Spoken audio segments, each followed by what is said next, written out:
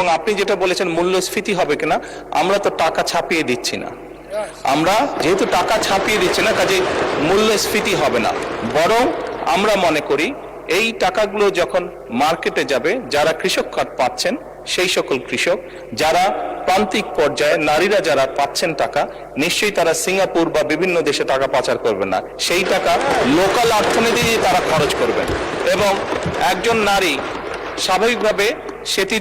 সেটি তার সন্তানের লেখাপড়ার পিছে খরচ করবেন, অথবা সেটি তার সন্তান বা পরিবারকে একটু ভালো খাবারের ব্যবস্থা করবেন, অথবা তিনি লোকালি কোনো ছোট ব্যবসা প্রতিষ্ঠান গড়ে তুলবেন। ফলে যেটা হচ্ছে, যেই টাকাটা সরকারের কাছ থেকে তার কাছে যাচ্ছে সেই টাকাটা লোকাল ইকোনমিকে শক্তিশালী করছে, লোকাল ইকোনমিতে সেটি রোটেট করছে। যেমন একজন নারী যখন সেই টাকাটি পাবেন, উনি যদি একটি মুদির দোকানে গিয়ে সদাই করেন,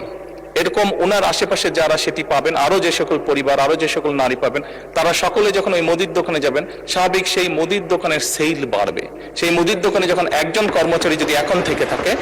1 মাস পরে বা 2 মাস বা 3 মাস পরে সেই মুদির দোকান মালিক দেখবে যে আমার একজন কর্মচারী দিয়ে হচ্ছে না, তখন সে আরেকজন কর্মচারী নিয়োগ করবে। ফলে কি দাঁড়াচ্ছে, কর্মসংস্থান হচ্ছে, এবং সেই কর্মচারী 2 জন বেতন পাবে, তারাও গিয়ে গামছা কিনবে, লুঙ্গি কিনবে, অথবা তার সন্তানের জন্য চিপস কিনবে, অথবা একটা ছোট্ট ফ্রক কিনবে তার মেয়ের জন্য। ফলে লোকাল ইকোনমি আস্তে আস্তে স্ট্রেনদেন হবে, লোকাল ইকোনমি আস্তে আস্তে বড় হবে। কাজেই মূল্যস্ফীতি হবে বলে আমরা মনে করি না, আমাদের কোনো রিসার্চে মূল্যস্ফীতি বলে না, বরং অর্থনীতি আরো সচল হবে, অর্থনীতি আরো স্ট্রেনদেন হবে, এবং লোকাল যে সকল ইন্ডাস্ট্রি আছে, বাংলাদেশের শতকরা 70 থেকে 80% মানুষ যে সকল প্রোডাক্ট কনজিউম করে সেগুলো লোকাল ইন্ডাস্ট্রি প্রোডাক্ট কনজিউম করে। কাজে লোকাল ইন্ডাস্ট্রিগুলোকে স্ট্রেনদেন করার এটি আরেকটি উপায়, এবং তার ফলে যেটি হবে, সামগ্রিকভাবে ডিপ্রাইভ